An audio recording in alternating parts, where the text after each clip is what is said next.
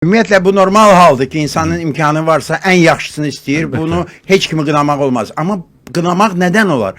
Ən yaxşı maşını, ən belə luku olsun, stereo sistem olsun, hər şey olsun, deməli dəri salonu olsun. Bunu seçirlər. Bir şey başa düşmürlər bəzi adamlar. Bu gözəl maşın öz-özünə gedəsi deyil.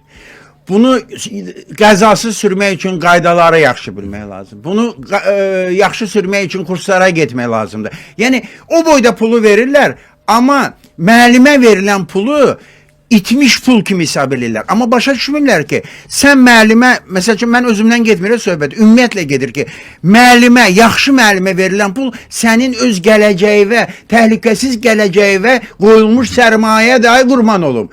O mənə verilmiş pul deyil, mənə verirsən, amma sən öz gələcək, təhlükəsiz gələcəyi verirsən. Ona görə qoruyun özünüzü.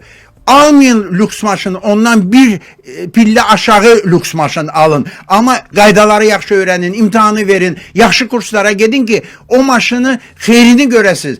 Bir də axırıncı fikrimi demək istəyirəm Ceyhun. Maşın çox gözəl şeydir sürə bilənin əlində. Maşın faciələri aparan qurğudur sürə bilməyən əlində. Yəni insan bir anda təkcə maşını yox, həyatını itirə bilər. Maşınla zarafat olmaz. Bu qədər.